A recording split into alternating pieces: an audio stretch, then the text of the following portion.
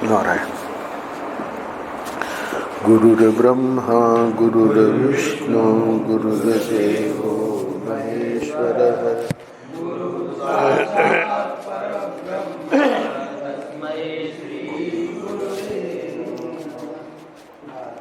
नारायण नारायण नारायण नारायण। 16 अक्टूबर, मन की शांति। भक्ति सर्वस्व।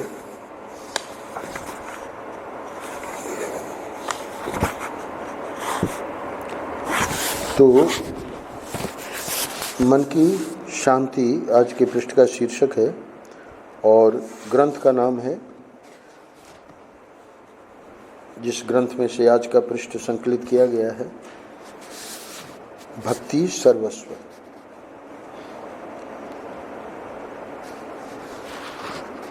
साधना संबंधी लेखों का जो महर्षि ने जब गीता प्रेस में थे और बाद में भी जब लिखवाए, उन लेखों को 26 लेखों का संकलन साधना और ब्रह्मानुभूति, भक्ति संबंधी लेख महर्षि के जो थे, उन लेखों का संकलन बाद में आगे चलकर एक जगह कर लिया गया। लिखवाए हुए लेख भक्ति सर्वस्व, उसी ग्रंथ में से परम पूज्य महर्षि के किसी लेख विशेष में से आज का पृष्ठ है। शीर्षक है मन की शांति। कोई भी साधना 4 बातें बताई थी साधक के जीवन की आवश्यक बातों में से। वो चाहे धर्म को लेकर हो, सेवा आदि कर्मयोग, अथवा भक्ति को लेकर हो, अथवा योग को लेकर हो, अथवा विचार को यानी ज्ञान मार्ग को, इन चारों में महर्षि ने कहा कि मन का संयम और इंद्रियों का निग्रह, सदाचार और मृदु व्यवहार, चारों की चारों साधनाओं में ये 4 चीजें सब में चाहिए, कोई भी साधना क्यों ना। तो मन की शांति, मन का संयम, इसको संस्कृत में कहेंगे शम। जब वेदांत के अधिकार का प्रश्न आया कि वेदांत का कौन अधिकारी है, तो वहाँ ये बात रखी गई कि जो यम है, नियम है, यानी जीवन में धर्म है, जीवन में भक्ति है, जीवन में योग है, इनका होना तो आवश्यक है ही है। साधन चतुष्टय यानी विवेक, सत्य क्या है, असत्य क्या है, नित्य क्या है, अनित्य क्या है, इसका विवेक, और वैराग्य। बुद्धि से जिसको जान लिया कि ये असत है, अनित्य है, उससे वैराग्य। और साधन चतुष्टय यानी तीसरा क्या है, विवेक हो 1, वैराग्य 2, तीसरा है सट संपत्ति। तो 1 न गिना के तीसरे में 6 गिना दिए। उन 6 में है सबसे पहला नाम शम, यानी मन की शांति, इंद्रियों का दमन, इंद्रियों का संयम, दम। शम दम उपरति। बहुत ज़्यादा बिजी है व्यक्ति, समय ही नहीं है सत्संग के लिए, भजन के लिए, जप के लिए। उपरति, कर्मों से उपराम होना पड़ेगा अगर वेदांत में प्रवेश करना है तो, इसीलिए संन्यास देते हैं। और तितिक्षा, सहन शक्ति, सहिष्णुता, अंग्रेजी में फोरबेरेंस, एंड्योर। तो ये जो सहिष्णुता है, उसके बिना आगे की गति नहीं है अध्यात्म में। और दो और है, श्रद्धा और समाधान। बिना श्रद्धा के, क्योंकि अब जो वेदांत में जो बात बताई जाएगी वो तो बिल्कुल अनुभव के एकदम विरुद्ध में है। अनुभव द्वैत का हो रहा है, वेदांत में अद्वैत का सिद्धांत, और वही पारमार्थिक सत्य है। यानी जितना जो अनुभव में आ रहा है उसको व्यावहारिक सत्य के फंड में डाल देंगे, और पारमार्थिक सत्य जो कि असली वस्तु है वो अद्वितीय है, सच्चिदानंद अद्वैत तत्व। उसको बिना श्रद्धा के व्यक्ति आगे नहीं बढ़ सकता। और समाधान, मन का समाहित होना, यानी मन में शांति तो शम से बता दी, पर अब मन इतना शांत हो गया कि अब वो कोई भी विक्षेप है बाहर, उससे उसको कोई विचलन नहीं। समाधान कहिए, समाधि कहिए, बहुत ऊंची स्थिति है। तो षड संपत्ति में जो आखिरी गिनाया, वहाँ तक पहुँचना बहुत कठिन है। इसके बाद मुमुक्षा का नंबर है, यानी जितना ये जो असत या अनित्य प्रपंच या संसार, जिसको प्रतीयमान हम कहते हैं, व्यावहारिक सत्ता कहते हैं, उससे हमको अब छूटना है। यानी अब हमेशा हमेशा के लिए हमको वो स्थिति चाहिए जिसमें फिर अब जन्म मरण का चक्र नहीं है। तो मुमुक्षा जो है इसके बाद वेदांत की जो है असली साधना शुरू होती है। साधन चतुष्टय संपन्न हुए बिना भी वेदांत का श्रवण, अब कितने पृष्ठ हैं इस आनंद रस रत्नाकर में, हम लोग करते हैं श्रवण, उसका निषेध नहीं है। ध्यान से सुनना,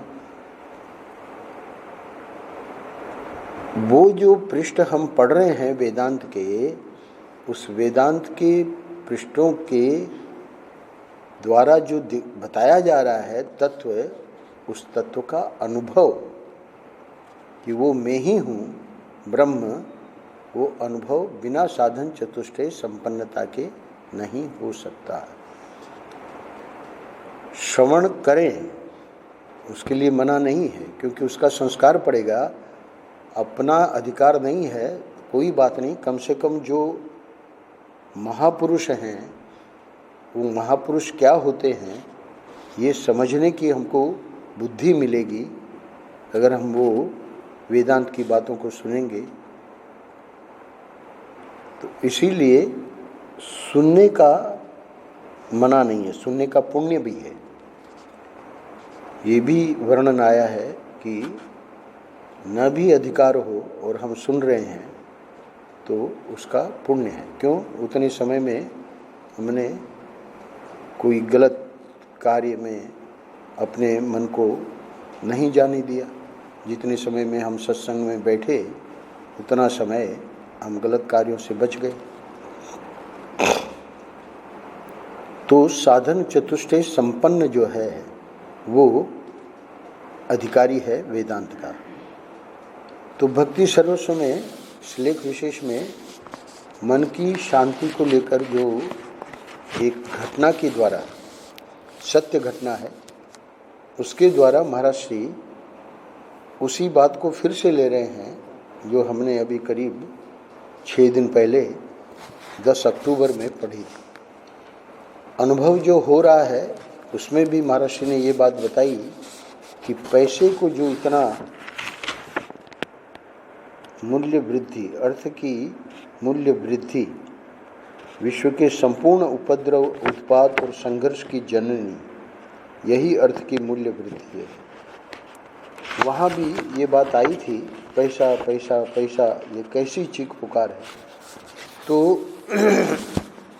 मन की शांति के लिए जो भी विक्षेप है,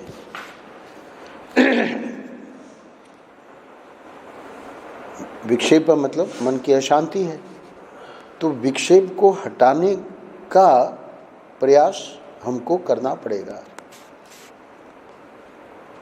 राग द्वेष जो हैं, अगर वो धीरे धीरे हट जाते हैं तो एक प्रकार का मन प्रसन्न हो जाता है। क्यों? क्योंकि राग द्वेष ही मलिनता है। और ये जो विक्षेप है, मन की जो अशांति है, वो किसको खलेगी? जो साधन भजन कर रहा है। क्योंकि व्यवहार में तो हमारा मन अशांत है ये पता ही नहीं लगता, क्योंकि व्यवहार में मन का लगे रहना तो वो अपेक्षित है। इसलिए वो जो बेचारा सांसारिक व्यक्ति है, वो तो मन की अशांति क्या होती है उसको जानता ही नहीं है।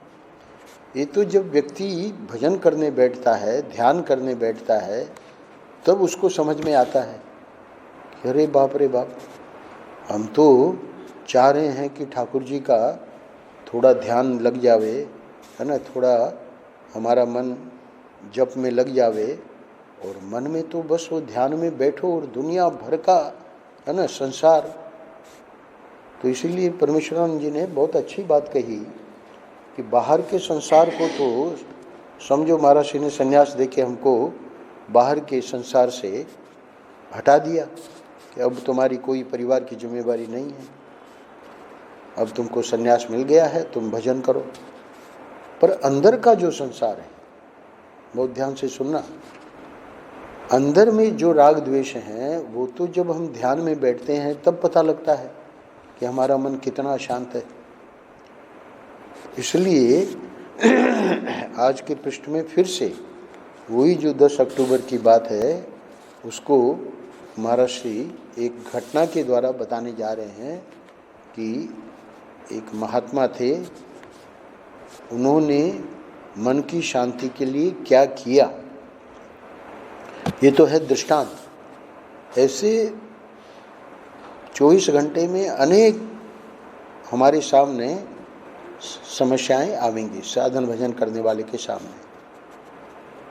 इसी आनंद रस रत्नाकर में कई बार आप लोगों को सुनाया, एक पृष्ठ लिया है, वो भजन करने वाले का एकांत में गुरु की भी कुटिया थी, उसकी भी कुटिया थी ऋषिकेश में। पुराना समय था, पैसा छूता नहीं था वो, और लोग पहुंच ही जाते हैं। वो सेठ जी पहुंच गए और ठीक है, सत्संग हुआ। गुरुजी तो मौन ही रहते थे, तो शिष्य के उच्च कोटि का साधक था, शिष्य के साथ सत्संग हुआ और बड़े प्रसन्न होकर और 25 चांदी के सिक्के जो चलते थे तो रख दिए चेला जी के सामने। चेला जी ने मना किया, उठाओ इसको, नहीं माने, मतलब किसी काम में लगा देना। तो अब वो देखिए उसका मन का जो विक्षेप है, कथा आप सब लोगों को पता है। तो गुरु से जब उसने परामर्श किया तब वो मन का विक्षेप मिटा। गुरु ने क्या कहा? बोले कि अभी तेरे चित्त में पैसे की महत्व बुद्धि बनी हुई है, वो छोड़ के चला गया, पर तू अब विचार कर रहा है कि इसका भंडारा हो सकता है, या महात्माओं को कपड़े दे सकते हैं, महात्माओं के लिए औषध की व्यवस्था कर सकते हैं, आदि आदि। तो अभी तेरे चित्त में जो पैसे की कीमत बनी हुई है, आज के पृष्ठ के अंत में महर्षि कहेंगे कि धन कोई चीज ही नहीं है, नीचे की 3 पंक्तियां, ऐसी बात नहीं है। इसका ये अर्थ नहीं है, चौथी पंक्ति, इसका ये अर्थ नहीं है कि धन कोई चीज ही नहीं है, वह एक उत्तम वस्तु है, परंतु है मन की शांति के लिए। पृष्ठ में क्या कहा जा रहा है उस बात को पकड़ना है। धन हमारे पास आया और उसने मन को अशांत कर दिया। सुरेंद्र भाई यहाँ आते हैं, मैंने कई बार सुनाया, उनके भाई को वो ऐसे उसमें फंस गए, हालांकि भाई लोग हमेशा उनको मना करते रहे, तो उसका थोड़ा चंचल स्वभाव था, तो कुछ प्रलोभन दिया गया और बोले ठीक है हम ये काम कर लेंगे। क्यों? क्योंकि उसमें करोड़ों करोड़ों का पैसा है ना आने की संभावना थी। अब वो करोड़ों का करेगा क्या, क्योंकि पकड़ा गया। वो अपराध है, जिस कार्य में करोड़ों रुपए मिलने वाले थे, जेल में जाना पड़ा। अभी भी जमानत पर है वो, परंतु मन की अशांति हो गई। अब वही व्यक्ति आत्महत्या करने कोशिश भी करी, उसने आत्महत्या करने की, नहीं मरा, बचा लिया हॉस्पिटल में भेज के। अब फिर बुद्धि आई तो महर्षि के ग्रंथ मंगवाए और जेल में महर्षि के ग्रंथ वगैरह पढ़ते रहा, बहुत परिवर्तन आ गया उसके जीवन में। तो मन की अशांति, महर्षि कह रहे हैं कि इसका ये अर्थ नहीं है कि धन कोई चीज ही नहीं है, वह एक उत्तम वस्तु है, परंतु है मन की शांति के लिए। कहाँ करोड़ों रुपए पे हाथ लगाने गए थे और कहाँ जेल में पहुंच गए। तो इसलिए आज के पृष्ठ में यानी विक्षेप के अनेकों कारण हैं, पर आज ये देखा जा रहा है कि अर्थोपार्जन को लेकर धर्म को भी ताक में रखे, है ना, व्यक्ति बस लगा हुआ है, रातों रात हमको करोड़पति बनना है। मन की शांति, इस छोटी सी भूमिका के साथ, क्योंकि कथा है, कथा जो घटना है उसको तो हम पढ़ लेंगे, उसमें ज़्यादा कोई व्याख्या करने की आवश्यकता नहीं है। हाय पैसा की करुण चीख कानों का पर्दा फाड़े डालती है। भला यह भी कोई मनुष्यता है। प्रथम पंक्ति में महर्षि कह रहे हैं कि ये तो मनुष्यता नहीं है। जो चीज जिसकी जितना महत्व है उतना ही महत्व दिया जाना चाहिए। जड़ है पैसा, हम चेतन हैं, है ना, तो चेतन के अधीन जड़ होना चाहिए, उल्टा हो गया। इसलिए कह रहे हैं कि भला ये भी कोई मनुष्यता है। क्यों? क्योंकि उसको जड़ को ऊपर कर दिया और अपने को नीचे कर दिया। जिसका सब कुछ होना चाहिए मन की शांति के लिए, भगवान की प्रसन्नता के लिए, वही मानव आज कौड़ी कौड़ी के लिए दर दर भटक रहा है।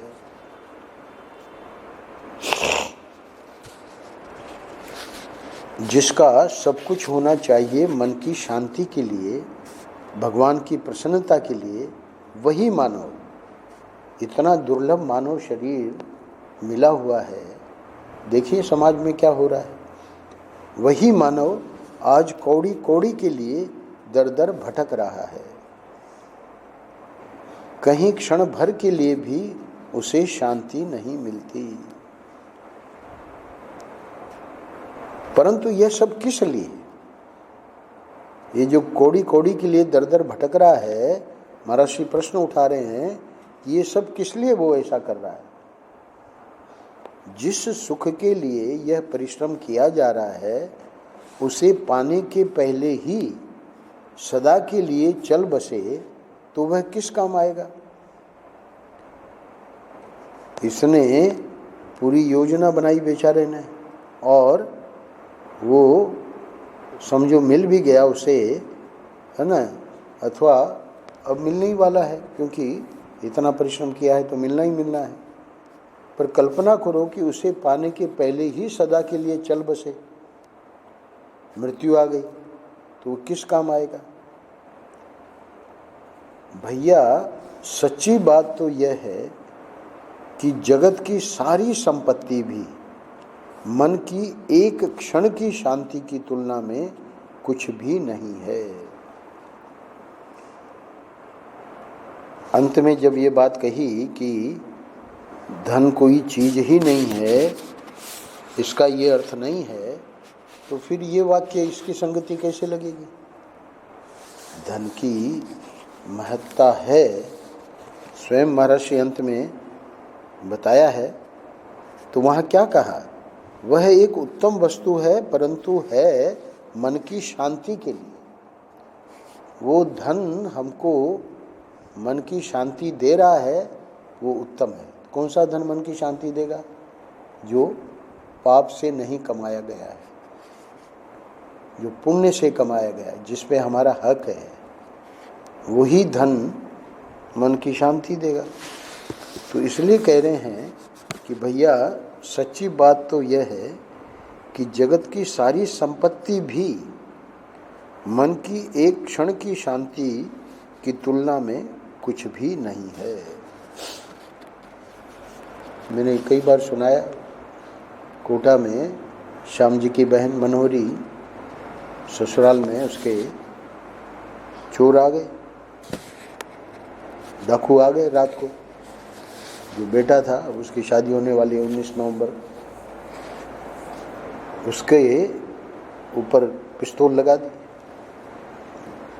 कहा डाकुओं ने सब हटा, सब निकालो, यदि उसको खत्म कर देंगे।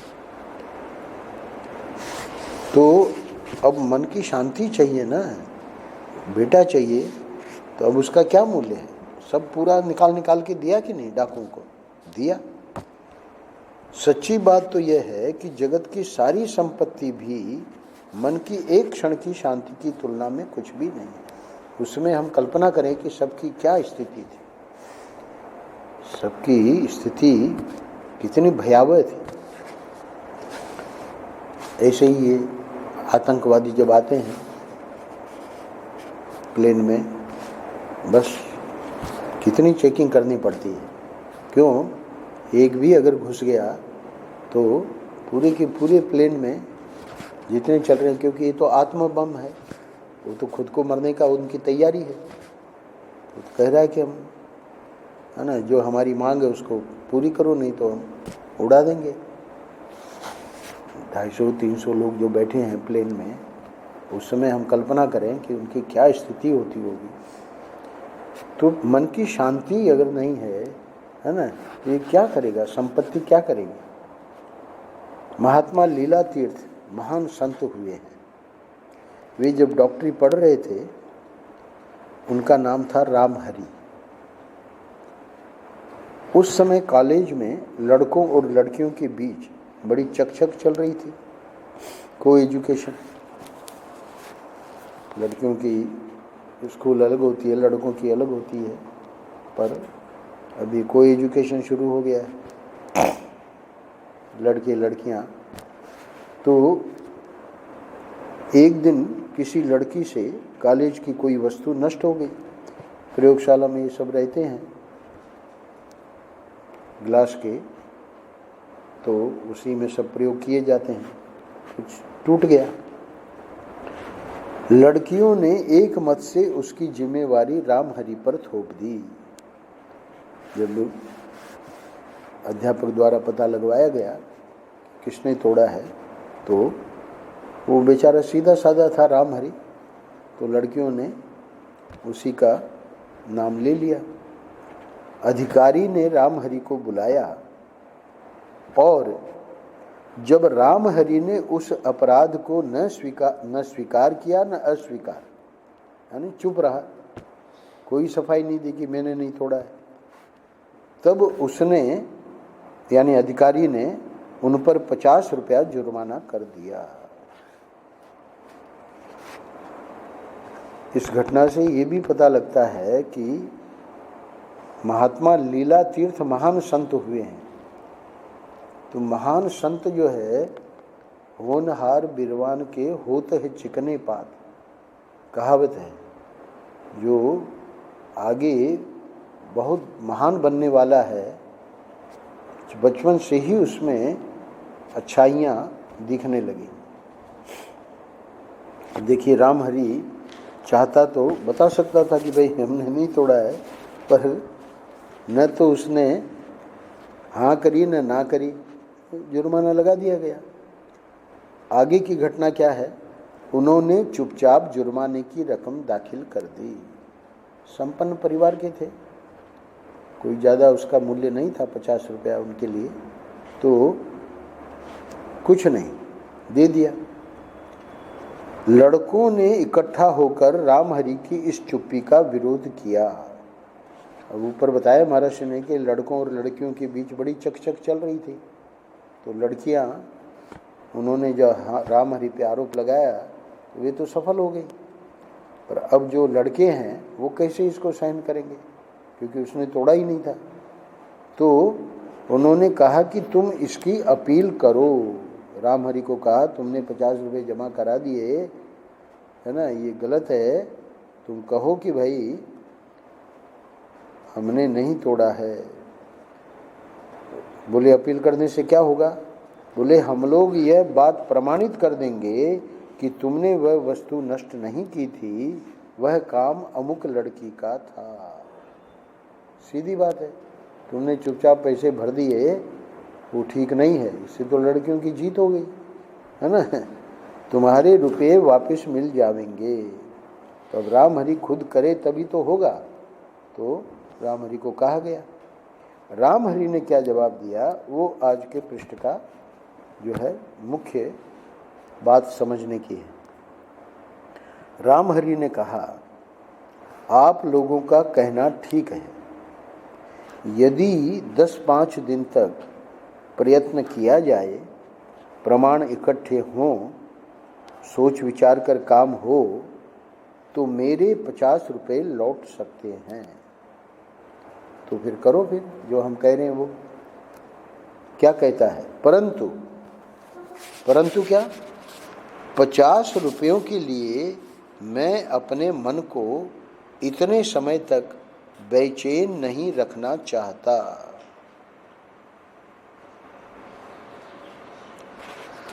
प्रमाणित करने की चिंता 1, तरह तरह की बंदिशों 2, व्यर्थ का उद्वेग मोल लेकर 3, मैं 50 रुपये नहीं चाहता। क्यों नहीं चाहते? 50 रुपये की क्या कोई कीमत नहीं है? अगला वाक्य देखिए रामहरि का, जब लोग भोजन के लिए, वस्त्र के लिए, झूठ मूठ की बनावट, शान शौकत और आमोद प्रमोद के लिए हजारों रुपए पानी की तरह बहा देते हैं, तब मैं अपने मन को बेचैन होने से बचाने के लिए 50 रुपये का त्याग कर दूं, इसमें क्या बुरा है? रुपए गए तो गए, मेरा मन तो शांत रहेगा ना। इसीलिए वो जो पंक्ति मैंने शुरू में पढ़ी थी, अर्थ एक उत्तम वस्तु है, परंतु है मन की शांति के लिए। क्या कह रहे रामहरि कि रुपए गए तो गए, मेरा मन तो शांत रहेगा ना। आप लोग जो बता रहे हो उसमें प्रमाणित करने की चिंता, तरह तरह की बंदिशों, व्यर्थ का उद्वेग, सबकी आवश्यकता ही नहीं है। अब ये पूरा प्रसंग महाराज ने इसलिए सुनाया कि लोगों को कल्पना ही नहीं थी कि ये जो है हमारे जैसा ही विद्यार्थी, पर इसकी सोच इतनी गहरी है। सिर्फ लड़कों पर ही नहीं, आगे बताएंगे महाराज, लड़कियों पर भी इसका प्रभाव पड़ा। जब उनको पता लगा कि ऐसे ऐसे योजना बनी थी, तो रामहरि को कहा गया था कि उस लड़की को जिसने तोड़ा है ना, हम प्रमाणित कर देंगे तो तुम्हारा 50 रुपया मिल जाएगा। तो रामहरि के जवाब के बारे में वहीं कॉलेज के विद्यार्थियों में, क्योंकि मेडिकल कॉलेज में थे, डॉक्टरी पढ़ाई कर रहे थे, तो रामहरि की इस बात का लड़कों पर तो प्रभाव पड़ा ही, लड़कियां भी प्रभावित हुए बिना न रहीं। हमेशा एक बात ध्यान रखना, अपने शास्त्रों में एक बहुत महत्वपूर्ण बात आई है, बुद्धि जो है वो तत्व की पक्षपाती होती है। तत्व क्या है?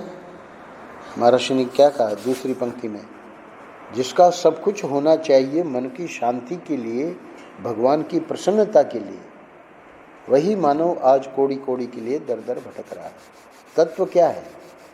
तत्व का जो अभिव्यक्ति है तत्व की, सच्चिदानंद, वो तो वेदांती लोग जाने क्या है तत्व, पर उसकी जो अभिव्यक्ति है, सच्चिदानंद रूपाय विश्वोत्पत्त्यादि हेतवे तापत्रय विनाशाय श्री कृष्णाय वयम नमः। वो जो तत्व है वो अवतार लेता है, तो वो जो है उनकी प्रसन्नता के लिए, ठाकुर जी की प्रसन्नता के लिए। तो यहाँ ये बात मैंने क्यों उठाई कि ये जो राम हरि ने बात कही, तो जो ये वाक्य आया है शास्त्रों में कि बुद्धि तत्व की पक्षपाती होती है, यानी वहाँ तो लड़कियों को खुश हो जाना चाहिए कि चलो राम हरि ने पैसा दे भी दिया और अब लड़कों ने योजना बनाई कि अपील करेगा वो तो पैसे मिल जाएंगे और जो लड़की जिसने तोड़ा है वो पकड़ी जाएगी। तो देखा कि राम हरि ने मना कर दिया। तो इसका अर्थ है कि हरेक व्यक्ति के हृदय में परमात्मा तो बैठा हुआ है ही है, और राम हरि के इन शब्दों को कि शान शौकत पे और है ना झूठ मूठ के अपने बनावट के आमोद प्रमोद के लिए हजारों रुपए पानी की तरह बहा देते हैं। हमारे शर्मा जी कहते हैं 84 की यात्रा हुई, बहुत बढ़िया हुआ है ना कार्यक्रम, ठाकुर जी के संदर्भ में हर प्रकार से उसकी प्रशंसा ही की जाएगी, परंतु कुछ कुछ खर्चे ऐसे हुए जिसकी हम लोग कल्पना नहीं कर सकते। तो वो ये क्या है, पानी की तरह बहाया जा रहा है। तो ये सिर्फ ये तो एक दृष्टांत है 84 में जो कलकत्ता की पार्टी आई थी, पर ऐसे आप देखो मुलायम सिंह अपना जन्मदिन बना रहे हैं, है ना, क्या क्या कर रहे हैं नेता लोग। अखबार आप लोग पढ़ेंगे तो बस यही तो देखने सुनने में आता है। तो वो ही कह रहे राम हरि कि भोजन के लिए, वस्त्र के लिए, झूठ मूठ की बनावट के लिए शादियों में देखो भोजन बस एक प्लेट, उसका आपका वो है चार्जेज। अब वो प्लेट उठा के उसने खाया कि नहीं खाया, है ना, वो तो गिनती इतनी प्लेटें रखी गई और वो जो भी है उसको उतना पैसा देना पड़ेगा। तो ये जो है पूरा का पूरा सिस्टम है, ये तो बहुत पुरानी घटना है। तो राम हरि की इस बात को सुन के लड़के तो प्रभावित हुए ही, लड़कियां भी प्रभावित हुए बिना न रहीं। उन्होंने पश्चाताप किया, क्षमा मांगी, 50 रुपये लौटा दिए और उनका आपस का मन मुटाव हमेशा के लिए मिट गया। तो ये आगे के वाक्य की व्याख्या मैंने कर दी है। इसका ये अर्थ नहीं है कि धन कोई चीज ही नहीं है, वह एक उत्तम वस्तु है, परंतु है मन की शांति के लिए। मन को शांत रखते हुए ही उसे कमाओ, भोगो और छोड़ दो। उसके कमाने, भोगने या त्यागने में मन की शांति न खो बैठो। उसके द्वारा यानी धन के द्वारा तुम्हारी सेवा होनी चाहिए, तुम उसके सेवक नहीं हो। नारायण नारायण नारायण नारायण। श्री राम जय।